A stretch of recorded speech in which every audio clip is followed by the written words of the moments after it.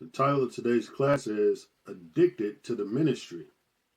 We're going to start with the book of 1 Corinthians chapter 16 and verse 15. The book of 1 Corinthians chapter 16 and verse 15. I beseech you, brethren, ye know the house of Stephanas, that it is the first fruits of Achaia, and that they have addicted themselves to the ministry of the saints. If you're going to be addicted to something in life, why not be addicted to something eternal? Shalom, brothers and sisters. I'm Brother Jacob. Today, we're not talking about an unhealthy addiction. We're talking about a holy obsession, a divine compulsion, a relentless passion to serve the Most High and His people. Paul praises the house of Stephanas. Why?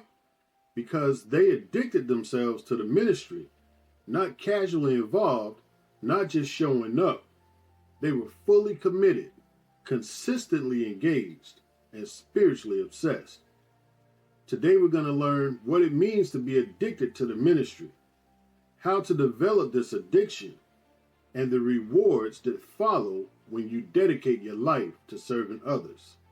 The first point I want to make is that you need to identify what you're addicted to, because what fills your mind directs your life.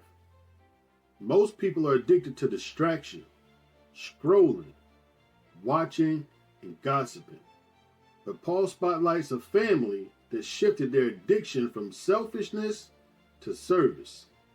Ask yourself, what do I think about most? Talk about most? Spend my money and time on? Let's go to the book of Matthew chapter 6 and verse 21. The book of Matthew chapter 6 and verse 21. For where your treasure is, there will your heart be also. Now, let's jump to the book of Colossians chapter 3 and verse 2. The book of Colossians chapter 3 and verse 2. Set your affection on things above, not on things on the earth. You see, what gets measured gets improved. Write down your top 5 daily habits and ask yourself, are they helping or hindering your ministry? Second point I want to make is addiction to ministry begins at home. You know the house of Stephanas. It wasn't just one man. It was a whole household. Husband, wife, children, all moving in one direction. So how do you apply this in your own house? Well, start off by having prayer as a family routine. Make serving others part of a family identity. Raise children who are not just in the truth, but trained for ministry. Let's get the book of Joshua, chapter 24 and verse 15. The book of Joshua, chapter 24 and verse 15. And if it seem evil unto you to serve the Lord, choose you this day whom ye will serve, whether the gods which your fathers served that were on the other side of the flood, or the gods of the Amorites in whose land ye dwell. But as for me and my house, we will serve the Lord. Moving forward, let's go to the book of Proverbs, chapter 22 and verse 6. The book of Proverbs, chapter 22 and verse 6. Train up a child in the way he should go, and when he is old, he will not depart from it. Brothers and sisters, create a family mission statement that includes service to others and post it in your home. Let's get to my third point. Ministry means meeting needs. Ministry is not mic driven. It's not just getting on the mic and saying whatever you want to say. It's need driven, right? It's not about titles or stages. It's about helping the saints. Let me give you a few examples. Calling someone going through a rough time, right? That's one example, right? Delivering groceries to a struggling neighbor, right? You can have elderly neighbors in your neighborhood. It don't matter if they're in the truth or not, right? See them struggling, you can help them out. But teaching a young believer the word, right? Those 3 examples. It's not an end-all be-all. There's a lot more examples. But for right now, I'm just giving you 3 examples, right? Let's go to the book of Galatians, chapter 6 and verse 10. The book of Galatians, chapter 6 and verse 10. As we have therefore opportunity, let us do good unto all men, especially unto them who are of the household of faith. Moving on, we're going to go to the book of 1 John, chapter 3 and verse 17. The book of 1 John, chapter 3, and verse 17. But whoso hath this world's good, and seeth his brother have need, and shutteth up his bowels of compassion from him, how dwelleth the love of God in him? How many of you have heard of the 80-20 rule? There's some savvy people in Israel, so some of y'all probably heard of the 80-20 rule. But if you haven't, I'm just going to explain it, right? 80% of your impact comes from 20% of your effort, right? So identify what kind of service blesses others the most and double down on them services. The fourth point I want to make is that addicted to the ministry means consistency over time. Stephanas didn't treat ministry like a seasonal hobby. They were reliable, consistent, and available. Let me give you a little illustration. Imagine a hospital where doctors only show up when they feel like it. That's how many people treat their calling, right? Optional faithfulness. That's what we call optional faithfulness, right? Give me the book of Luke chapter 9 and verse 62.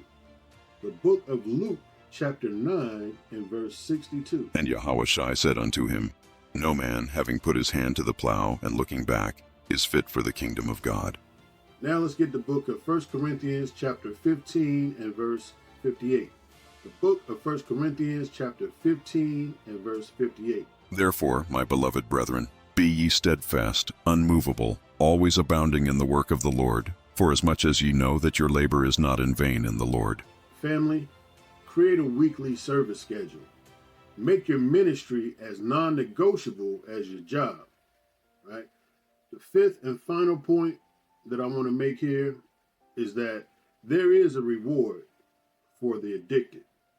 When you addict yourself to the ministry, God blesses you with deeper wisdom. Let's get the book of Proverbs chapter 11 and verse 25. The book of Proverbs chapter 11 and verse 25. The liberal soul shall be made fat, and he that watereth shall be watered also himself. Also with lasting fruit. Give me the book of John chapter 15 and verse 16. The book of John chapter 15 and verse 16. Ye have not chosen me, but I have chosen you and ordained you, that ye should go and bring forth fruit, and that your fruit should remain, that whatsoever ye shall ask of the Father in my name, he may give it you. You also get kingdom honor. Give me the book of Matthew chapter 25 and verse 21. The book of Matthew chapter 25 and verse 21. His Lord said unto him, Well done, thou good and faithful servant. Thou hast been faithful over a few things. I will make thee ruler over many things. Enter thou into the joy of thy Lord. Paul gives them honor. Let's read the book of 1 Corinthians chapter 16 and verse 16. The book of 1 Corinthians chapter 16 and verse 16. That ye submit yourselves unto such, and to everyone that helpeth with us and laboreth. When you serve with excellence, others are drawn to follow your example. And what gets rewarded gets repeated. Celebrate service wins, even the small ones. Reinforce the behavior, right? So, in closing, brothers and sisters, become spiritually addicted. If you want to leave a legacy, you must live with spiritual intensity.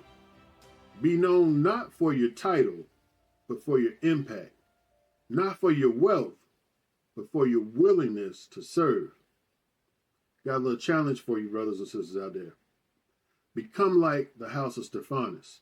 Let people look at your life and say, that man or that woman, they're addicted to the ministry of the saints.